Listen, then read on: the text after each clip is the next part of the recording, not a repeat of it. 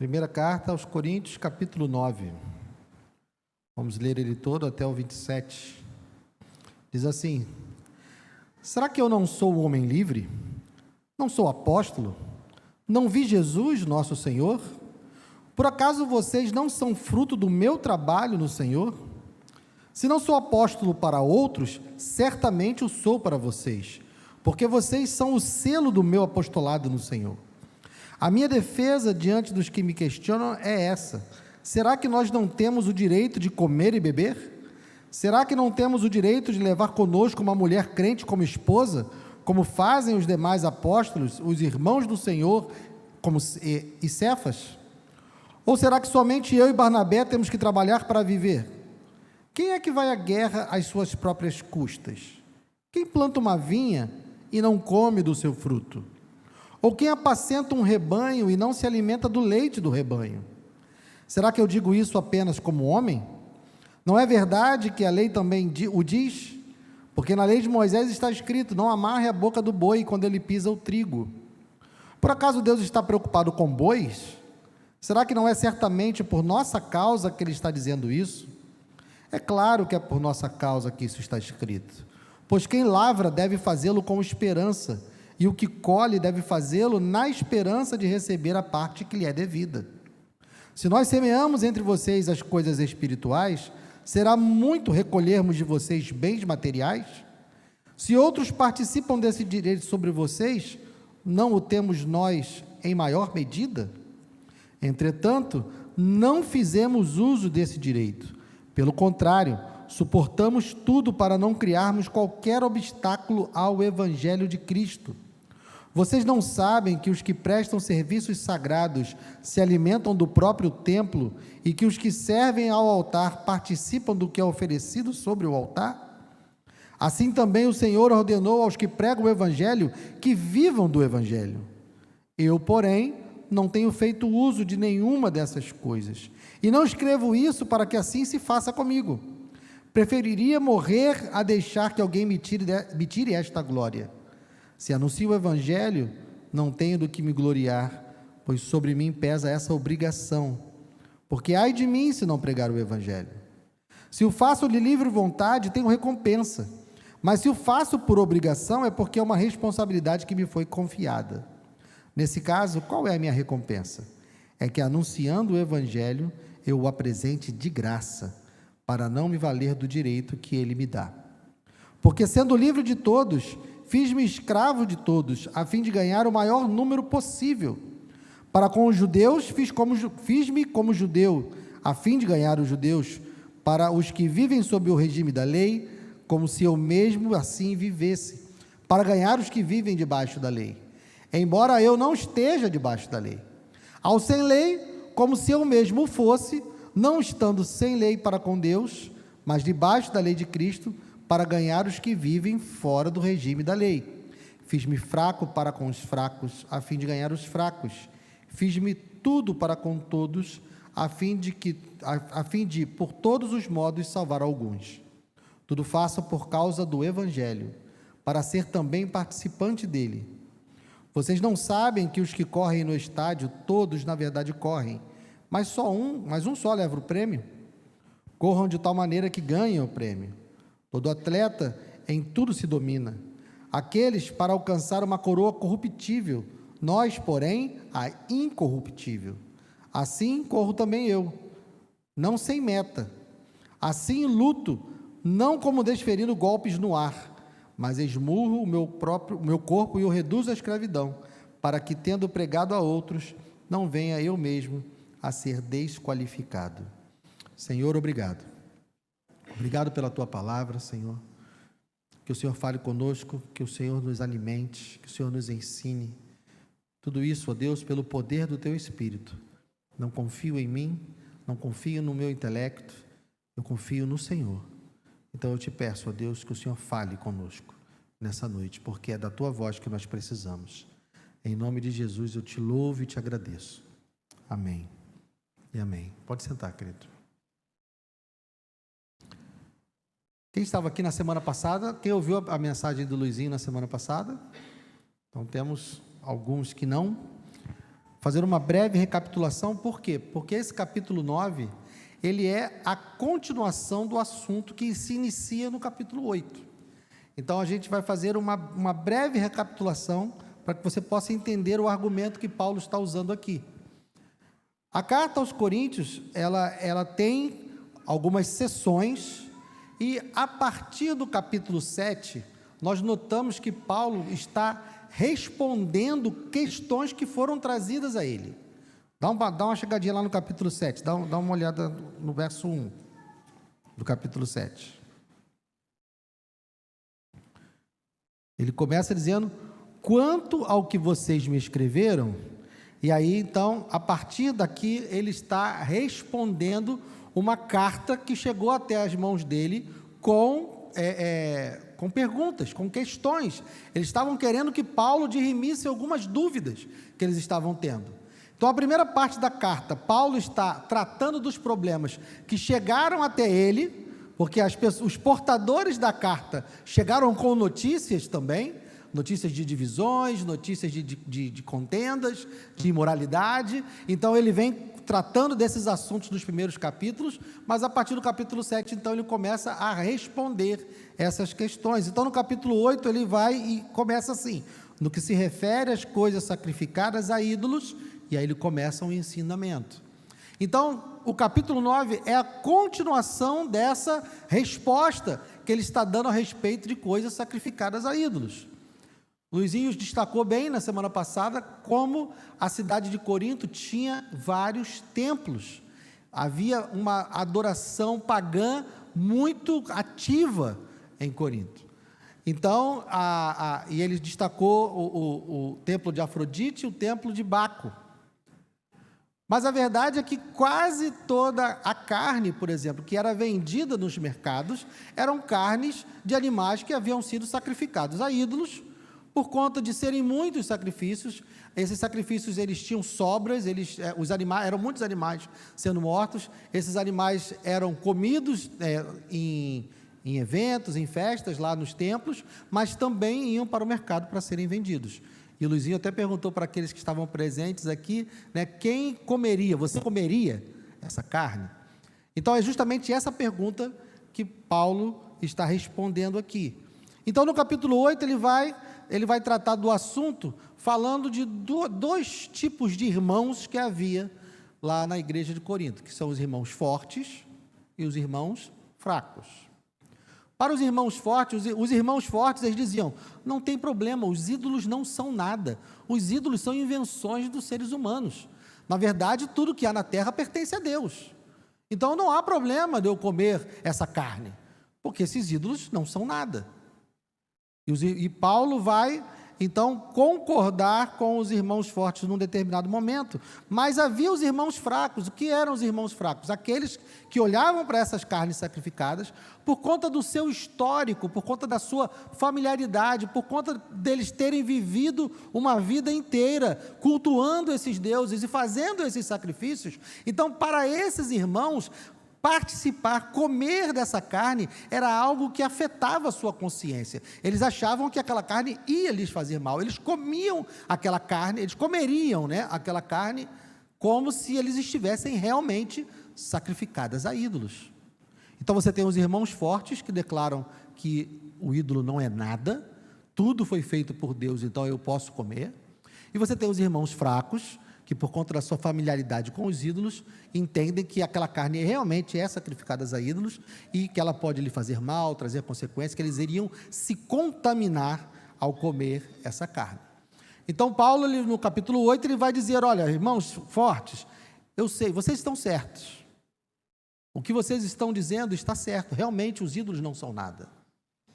Então, não haveria problema algum de não comer, mas o problema é que a maneira como vocês estão fazendo isso, a maneira como vocês estão demonstrando esse conhecimento, essa maturidade, é uma maneira que traz soberba. Ele começa no capítulo 8, então, verso 1, ele diz: no que se refere às coisas sacrificadas a ídolos, sabemos que todos temos conhecimento.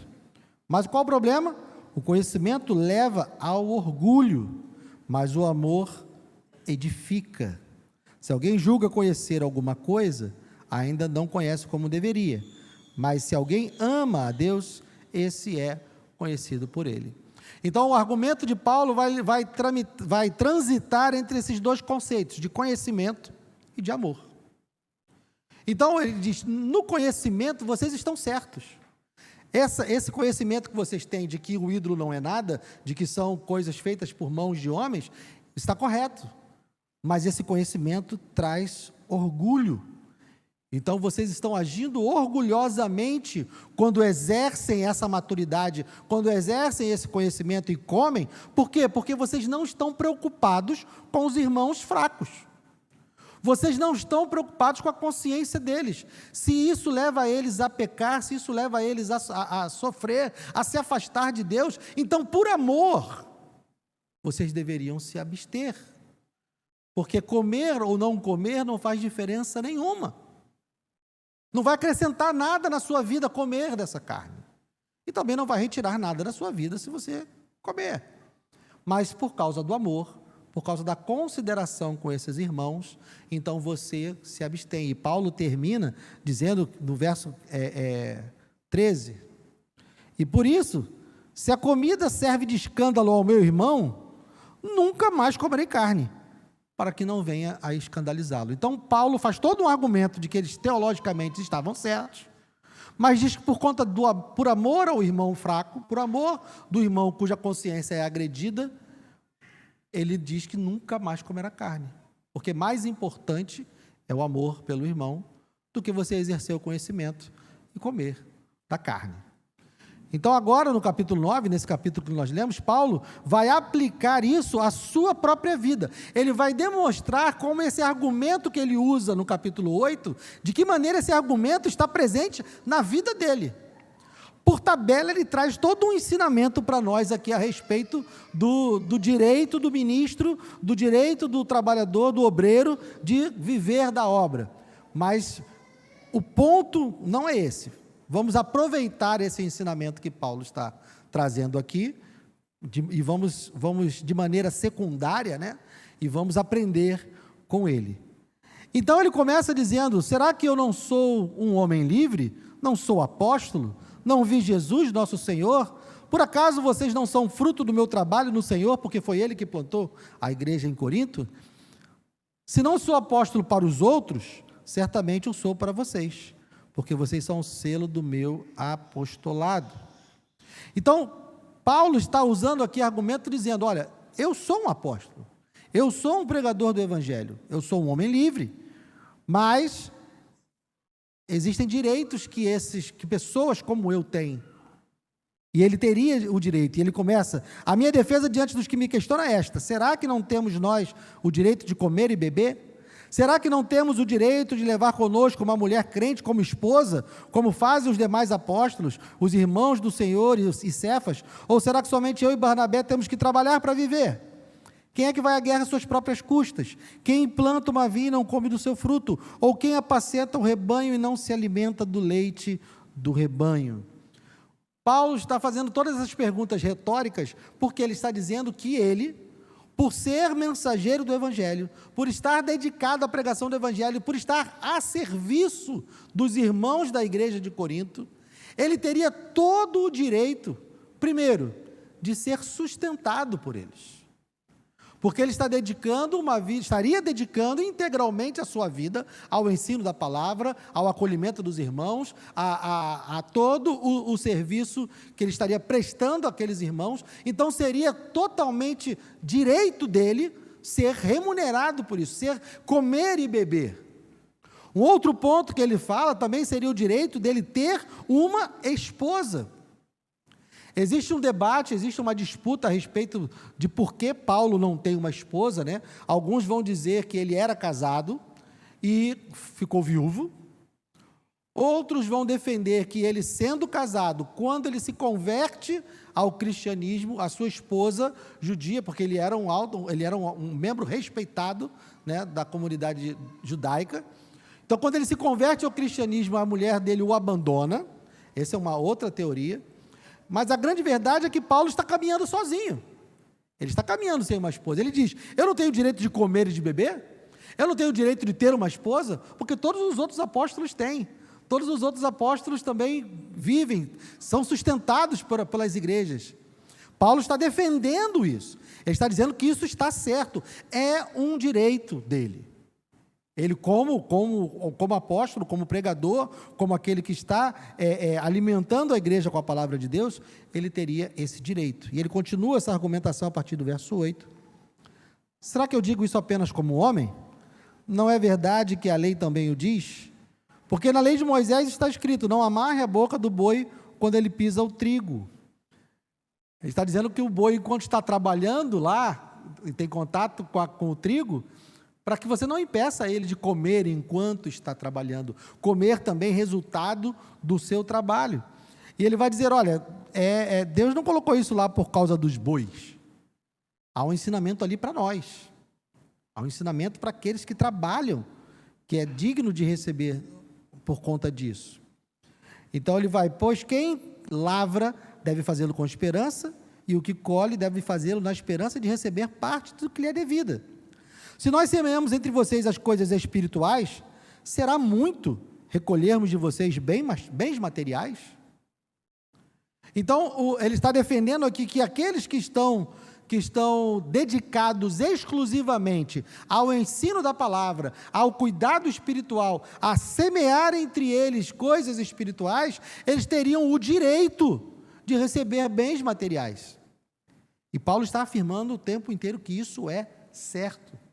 E é um ensinamento para nós também, como eu disse, é um ensinamento incidental, porque nós vamos ver que ele está trazendo essa verdade para continuar argumentando a respeito das coisas sacrificadas a ídolos. Não se esqueça que o assunto é esse. O assunto são as coisas sacrificadas a ídolos.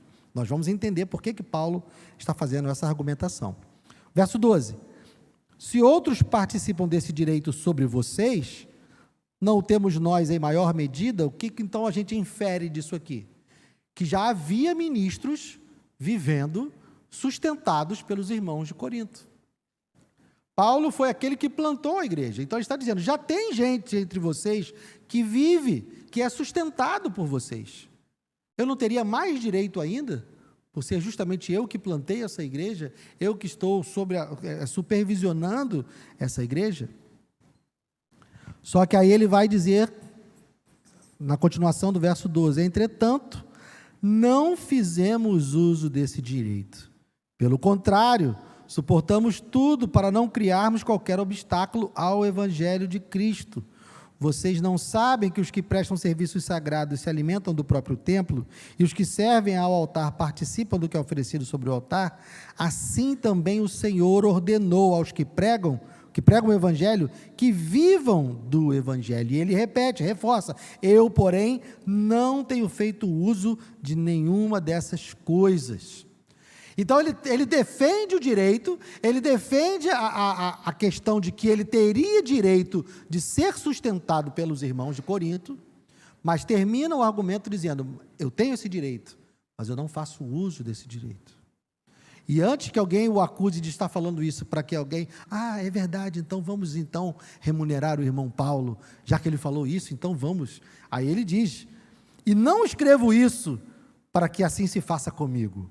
Eu não estou falando isso, eu não estou trazendo toda essa argumentação, eu não estou trazendo todo esse ensinamento a respeito do direito do ministro de ser sustentado pela igreja, eu não estou trazendo isso para que vocês passem a me sustentar agora. Não é para isso que eu estou trazendo o argumento. E ele ainda diz mais, preferiria morrer a deixar que alguém me tire essa glória. Que glória? De pregar o evangelho de graça. Ele entende que é uma glória. Se anuncio o evangelho, não tenho do que me gloriar, pois sobre mim pesa essa obrigação, porque ai de mim se não pregar o evangelho. Se eu faço de livre vontade, tenho recompensa, mas se o faço por obrigação é porque é uma responsabilidade que me foi confiada. Nesse caso, qual é a minha recompensa? É que, anunciando o evangelho, eu o apresente de graça. A recompensa dele é justamente pregar o evangelho de graça. Ele quer, ele está afirmando, eu teria direito, mas eu não quero fazer uso desse direito, porque a minha recompensa é justamente poder pregar o evangelho de graça, para não me valer do direito que ele me dá. Então ele está trazendo a argumentação dizendo, Eu já faço isso. Aquilo que eu mandei vocês fazerem no capítulo 8, quando ele está falando com os irmãos fortes, vocês teriam o direito de comer? Teriam. Vocês têm o direito de fazer aquilo que vocês entendem, que vocês sabem que é correto? Teriam.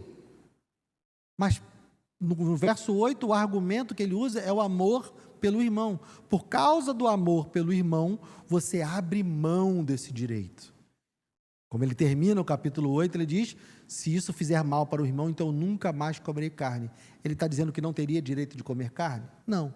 Ele está dizendo que ele abriria mão do direito de comer carne. Então, a continuidade do argumento, ele está dizendo que esse argumento que ele está trazendo para os irmãos, já é realidade na vida dele. Por amor do Evangelho, por amor daqueles que se perdem, por amor daqueles que ele quer levar o Evangelho e levar a salvação, ele abre mão do direito que ele tem de ser sustentado. Na estratégia dele, na realidade onde ele está inserido, ele entende que pregar o Evangelho de graça e continuar trabalhando, porque ele trabalhava, vocês percebem isso, logo lá no começo, né? No verso 6, ou será que somente eu e Barnabé temos de trabalhar para viver? Paulo trabalhava fazendo tendas. Então Paulo, ele era um pastor bivocacionado, como a gente costuma dizer hoje, né? Pastores que estão à frente de uma igreja, mas que têm o seu trabalho secular. Então Paulo, ele é um pastor bivocacionado, ele trabalha fazendo tendas, porque ele quer, ele poderia ser sustentado pela igreja. Então ele está aqui afirmando que ele faz isso por amor do Evangelho. Ele entende que naquele contexto, e ele está dizendo, olha, não há nada de errado de um ministro ser sustentado pela igreja. Pelo contrário, esse é um direito dele.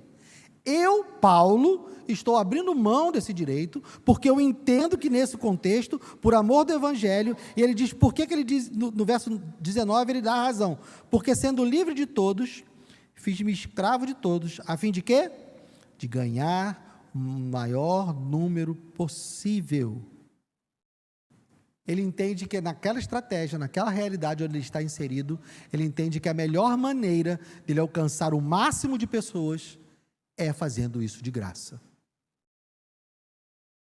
Ele reconhece o direito, sabe que ele tem direito, mas por amor àqueles que se perdem, por amor ao Evangelho, ele abre mão. Percebe como o argumento é o mesmo? Mesmo da continuidade, ele está falando ainda de comidas sacrificadas a ídolos.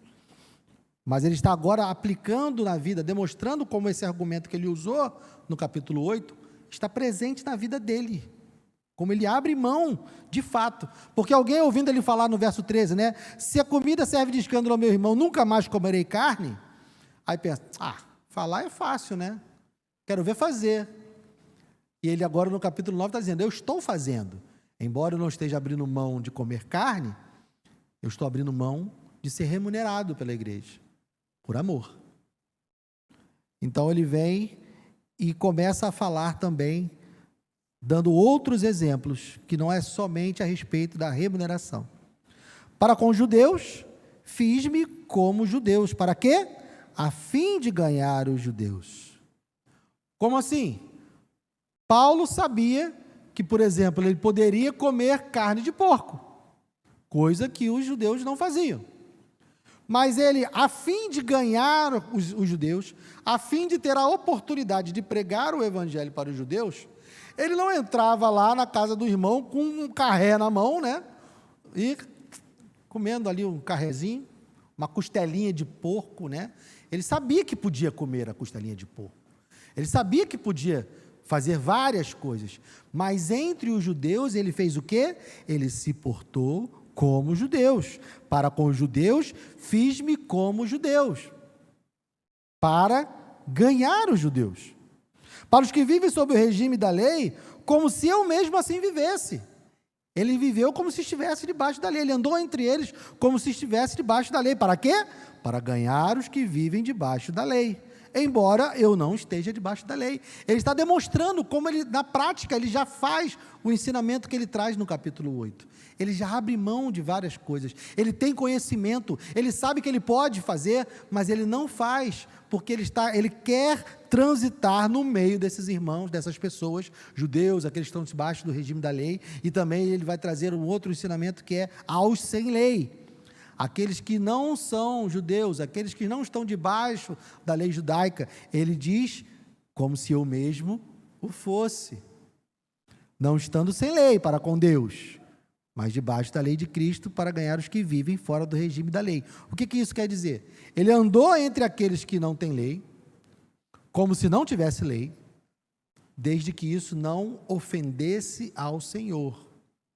Ou seja, ele estava andando entre pessoas pecadoras, entre pessoas que tinham práticas que eram em desacordo com Deus, mas ele diz que enquanto não houvesse um conflito entre a sua fé, entre a obediência a Deus, ele andaria igual a eles.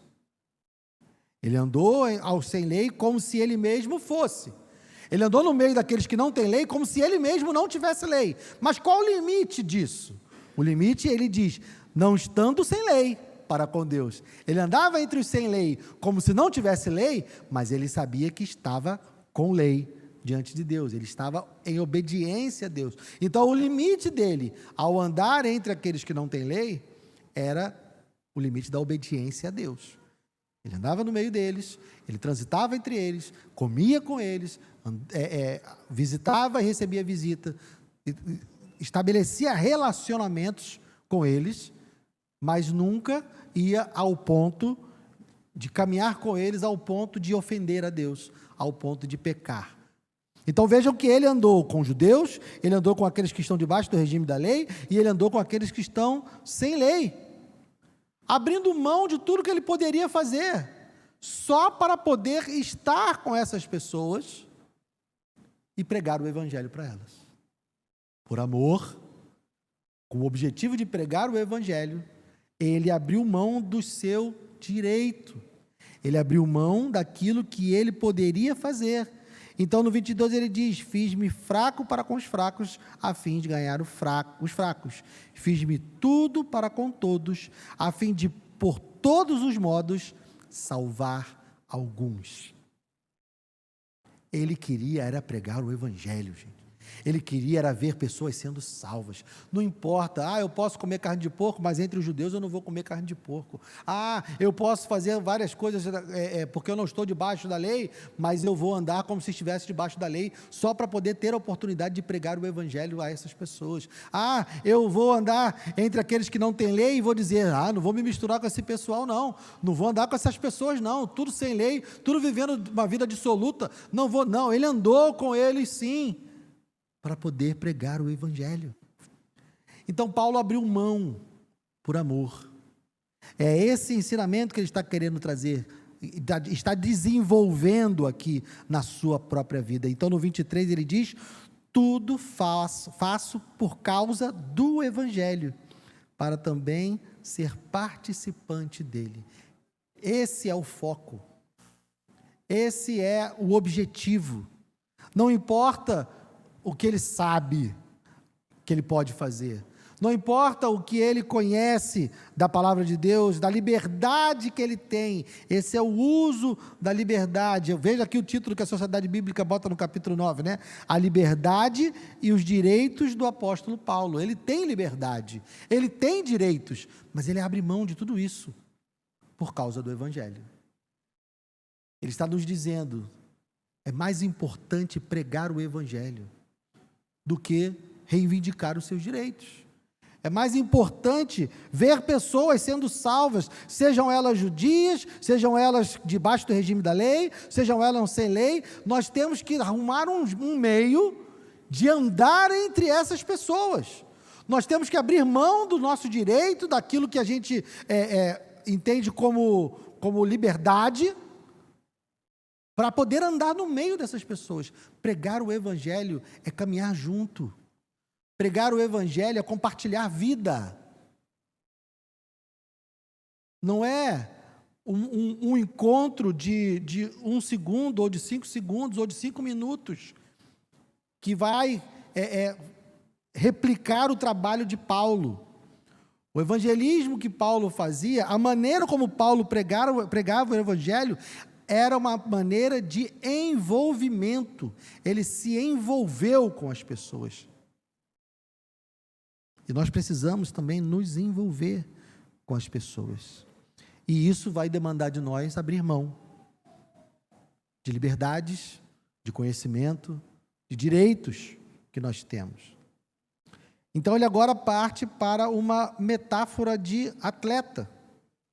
Vocês não sabem que os que correm no estádio, todos na verdade correm, mas só um leva o prêmio? Corram de tal maneira que ganhem o prêmio. Todo atleta em tudo se domina. Aqueles para alcançar uma coroa corruptível, nós, porém, a incorruptível. Ou seja, é disciplina. Para vivermos uma vida assim, para podermos transitar no meio de todo tipo de pessoas, para podermos andar no meio de toda essa gente, para poder se fazer fracos para os fracos, judeus como para os judeus, sem lei com os sem lei, para podermos fazer o que Paulo está fazendo, exige disciplina, domínio. É preciso que você esteja centrado, alicerçado, porque você vai precisar exercer o domínio próprio. Porque quando ele andou no meio dos sem lei, não deve ter sido algo fácil. Quando ele andou no meio dos judeus, também não deve ter sido algo fácil. Isso exige disciplina, isso exige dedicação, intencionalidade. Ele estava se preparando, eu vou entrar em tal domínio, eu vou entrar no meio de tais pessoas, eu vou fazer isso e vou me preservar, vou me guardar, vou andar como eles, vou dentro dos limites da lei, da obediência a Deus, mas eu preciso ter domínio, eu preciso estar completamente focado, como os atletas vão focados. E ele diz, assim também corro eu, não sem meta. Ele não está lá sem um propósito. Ele não está lá sem um objetivo. Ele não está andando no meio dessas pessoas. Ele não está se relacionando com essas pessoas sem ter um objetivo, sem ter um propósito. Ele tem um propósito. Então ele diz, ele está lutando, mas não como alguém que... Aí ele muda da metáfora, né? Ele sai da metáfora do corredor e entra na metáfora do lutador. Ele não está lutando, dando socos a esmo no ar, como quem não sabe o que está fazendo. Está lá por estar, andar no meio dessas pessoas por andar. Não, ele tem um propósito, ele tem uma meta, ele quer realmente pregar o evangelho para eles. O objetivo dele é esse. Então ele não está sem direção, ele não está desferindo golpes no ar, mas do 27, mas esmurro o meu corpo e o reduzo à escravidão, para que, tendo pregado a outros, não venha eu mesmo ser desqualificado. Ele quer andar no meio das pessoas. Ele quer estar lidando com todo tipo de gente. Ele quer se envolver com todo tipo de gente. Mas ele não quer ser igual a essas pessoas. Ele não quer ser levado pelas práticas dessas pessoas. Ele vai andar sim, mas ele tem uma disciplina. Ele não está falando aqui de autoflagelação, não. Ele está demonstrando o tamanho do esforço que é necessário, do quanto ele precisa disciplinar a si próprio, do quanto ele precisa estar focado e concentrado para poder andar no meio dessas pessoas, para poder estar lá sem se contaminar, sem ceder ao meio de vida dessas pessoas. Então Paulo diz, temos direitos, temos liberdade, mas se nós tivermos esse conhecimento, voltando lá para o início do capítulo 8, sem amor, se nós simplesmente tivermos uma teologia correta, mas não nos importarmos com as pessoas, isso é orgulho, e nós estaremos pecando contra Deus, porque o que edifica é o amor. O conhecimento leva ao orgulho, mas o amor edifica. E o que então a gente pode tirar de aplicação desse capítulo 9? A primeira é a aplicação incidental, né? É aquela que não é o objetivo principal do texto de Paulo. É de que todo obreiro é digno de ser sustentado pela igreja. O trabalho que é realizado é um trabalho espiritual, mas é um trabalho que exige dedicação, é um trabalho que exige serviço. Existe na visão de hoje, do mundo e de uma parte da igreja, de que o homem, quando é ordenado ao ministério, ele está sendo promovido. E algumas pessoas tratam, né, o pastor como alguém que está num nível acima, uma pessoa de outro patamar.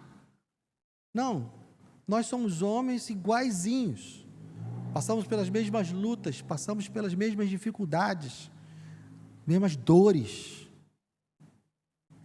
Só que a diferença é que nós estamos a serviço de todos vocês. Quando somos chamados ao ministério, a palavra ministério quer dizer serviço. Então nós estamos aqui colocados a serviço de vocês. Quando vocês passam por alguma dificuldade, vocês procuram, vocês ligam, vocês pedem oração, visita, nós estamos aqui a serviço de vocês. E é justo que nós comamos e bebamos. É justo que nós tenhamos a nossa vida, porque não pode se esperar, porque a gente não parou de comer e de beber quando foi ordenado. A gente não parou de sentir fome, a gente não parou de sentir sede. Então, Paulo está dizendo que é justo, inclusive, se casar. Ele não se casa, ele não faz uso do direito de se casar, ele não faz uso do direito de ser sustentado pela igreja, mas esse ensinamento é correto. Não há do que se envergonhar quando você estiver falando com alguém lá fora. Ah, você dá dinheiro para pastor? Você dá dízimo para a igreja? Dou sim, porque aqueles homens estão lá a meu serviço, eles estão lá para me auxiliar, eles me ajudam, eles me socorrem. É esse o nosso trabalho. É essa nossa preparação, né? Porque eu vi uma piada, eu não vou me lembrar da piada, eu não vou tentar contar a piada que eu não lembro. Eu contando piada que eu sei, eu já não sou bom, a que eu não lembro, então eu não vou nem tentar. Mas é algo que fala de como o trabalho de estudo, de meditação não é valorizado. Se você passa na praia e vê um monge budista, né, sentado na praia, numa pose lá de meditação, e você vai olhar, olha só, que homem puro, que homem separado. Mas se você vê no Instagram do seu pastor, que ele está lá na praia, sentado, contemplando o mar, estou dando dinheiro para esse cara para ele ficar na praia. Mas é um lugar de descanso, é um lugar de meditação, é um lugar de oração também. Então a gente precisa valorizar essa relação. É um trabalho, é um serviço que está sendo prestado. Esse é a primeira aplicação que a gente tem que estar atento. Paulo não faz uso disso, ele abre mão disso, mas ele reconhece a justiça, a correção de como isso é devido. A segunda aplicação que a gente precisa ter, entender e aplicar na nossa vida, nós precisamos nos envolver com as pessoas. Nós precisamos sair, e é uma expressão tão utilizada hoje em dia, que às vezes perde até o sentido, né? Sair do lugar de conforto, sair da nossa vida que é confortável, que é segura, e começar a cultivar relacionamentos com pessoas diferentes de nós, com pessoas que não compartilham da mesma fé que nós, com pessoas que não têm os mesmos valores que nós. Nós precisamos estar com elas de maneira que, no limite da obediência a Deus, nós não vamos entrar em choque, em confronto com essas pessoas. Paulo andou com essas pessoas sem confrontar a sua maneira de vida de cara, como eu disse, sem escandalizá-los. Vou dar um exemplo, minha mãe é espírita. Eu vou na casa da minha mãe e está lá as imagens dela, tem lá o altarzinho dela. Quando meus filhos ficam doentes, a minha mãe faz as orações dela e eu vou dizer para minha mãe: mãe, eu não quero que a senhora coloque o nome dos meus filhos lá no seu centro, porque lá não tem nada a ver com Deus, lá é coisa do diabo, eu não quero o nome dos meus filhos lá. É isso? E se eu não for lá submeter os meus filhos a essa fé e colocar, eu indo lá, submeter os meus filhos, a minha mãe, ela tem uma crença diferente, ela tem uma fé diferente, e eu espero em Deus que um dia o Espírito Santo toque no coração dela e converta ela. Mas não vai ser no enfrentamento, não vai ser na ofensa, que eu vou fazer isso, vou chegar na casa dela e vou meter a mão no altar dela. Não, mãe, isso aqui não é de Deus, não, e vou tirar o altar da casa dela. Seria como se Paulo chegasse entre os judeus e dissesse: tem que comer carne de porco, sim, nós fomos livres por Cristo, a gente pode comer carne de porco, a gente pode. Ele ia ser expulso, eu seria expulso da casa da minha mãe, eu não seria bem-vindo na casa da minha mãe, se eu não respeitasse o modo de vida dela. Eu não vou me envolver, eu vou manter-me dentro do limite de obediência. Ele diz no 21, ao sem lei, como se eu mesmo o fosse, ou seja, como se eu fosse alguém sem lei, mas na verdade, não estando sem lei para com Deus, mas debaixo da lei de Cristo. Para quê? Para ganhar os que vivem fora do regime da lei. Então nós precisamos aprender a intencionalmente cultivar relacionamentos com pessoas diferentes de nós, com valores diferentes de nós, para termos a oportunidade de pregar o Evangelho, temos a oportunidade de falar do amor de Deus, porque nós precisamos conquistar o direito de falar com essas pessoas. Porque se eu chegar para alguém que eu não conheço, que não me conhece, ou que não sabe que eu a amo, porque eu preciso estabelecer esse relacionamento e a pessoa precisa ver nos meus olhos que eu estou falando o que eu estou falando, porque eu a amo. Eu não quero simplesmente que ela mude o comportamento, porque o comportamento dela me ofende, me agride. Não, não é isso. Eu quero que ela seja salva. E como consequência dessa salvação, a vida dela será transformada. O objetivo é que ela seja salva. Então eu preciso cultivar e criar oportunidades e orar a Deus e me relacionar com essas pessoas na esperança, na expectativa, no propósito, no objetivo de ganhá-los para o Evangelho. Essa é a segunda aplicação. Se envolva com pessoas diferentes. Saia do seu lugar de conforto. Pare de usar versículos isolados para justificar a sua bolha de crentes, né? Viver na sua bolha de crentes. O Salmo 1, né? Não posso me assentar na roda dos escarnecedores e usar isso, então, porque Jesus andava com prostitutas e pecadores. Então, Jesus não obedecia ao Salmo 1, então. Ou amizade com o mundo é inimizade com Deus. Então eu não posso ter amigos que não são crentes. Eu conheço pessoas que interpretam o versículo dessa forma. Eu não posso ter amigos que não são crentes, porque a amizade do mundo é inimizade com Deus. Se eu não tiver relacionamento com ímpios, como eu vou pregar o Evangelho para eles? De que maneira eles vão olhar para mim e vão falar assim: quem é esse cara que está aqui falando para mim? Um monte de coisa, não sei nem quem ele é. Por que eu vou dar ouvidos a ele? E por fim, o terceiro ensinamento: não é de qualquer maneira que a gente pode fazer isso. Se formos despreparados, se formos negligentes, se formos displicentes fazer isso, nós vamos cair. Intencionalidade não é só no ir. A intencionalidade está na preparação também. Sua vida de oração, sua vida de leitura da palavra, seu relacionamento com Deus, você está estreito com Deus ali, próximo, cheio do Espírito, porque aí você vai poder transitar no meio dessas pessoas sem se deixar levar. Então é uma intencionalidade no ir, mas é um ir preparado como atletas.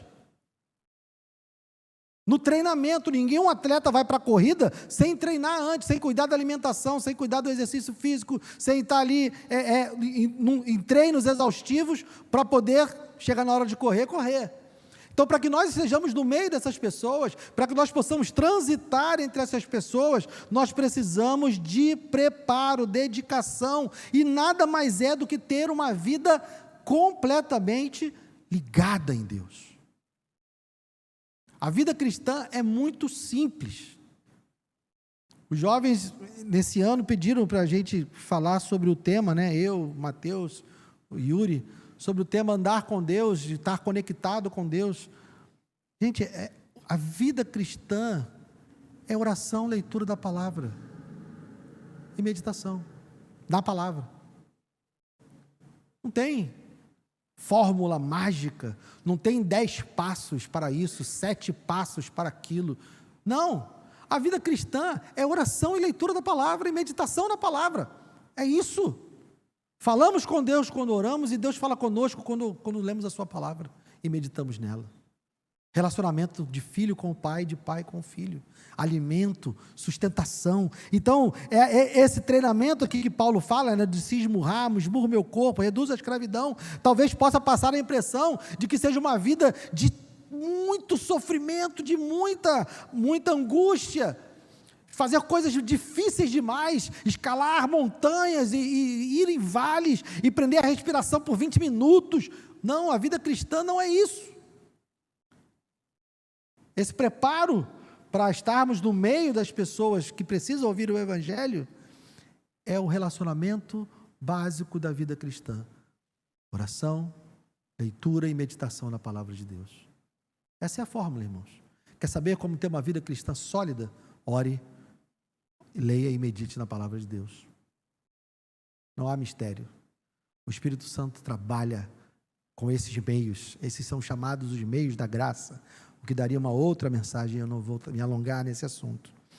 Então, Paulo vai concluir esse argumento sobre as coisas sacrificadas a ídolos, sobre abrir mãos de direitos por amor.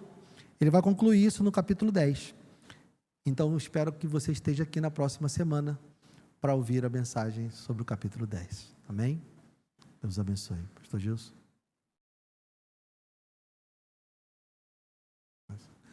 Yuri.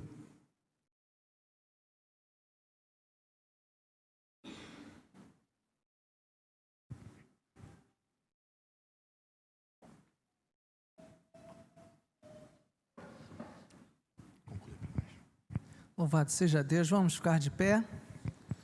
Deus é bom, medite nisso. Deus possa nos fortalecer, nos alimentar. Feche os seus olhos. Amado Deus e Pai, obrigado, Senhor, por essa noite, pela Tua palavra, pelo alimento para a nossa alma, Senhor. Leva-nos, Senhor, também debaixo da Tua paz. Obrigado por ter controlado a chuva, para que possamos, Senhor, voltar em segurança, tranquilos. Guarda-nos, meu Deus, assim que a graça do nosso Senhor Jesus Cristo, o amor de Deus, nosso eterno Pai, e as doces e ricas consolações do Teu Santo Espírito sejam conosco, hoje e sempre. Amém. Amém. Louvado seja o Senhor, abençoe o seu irmão.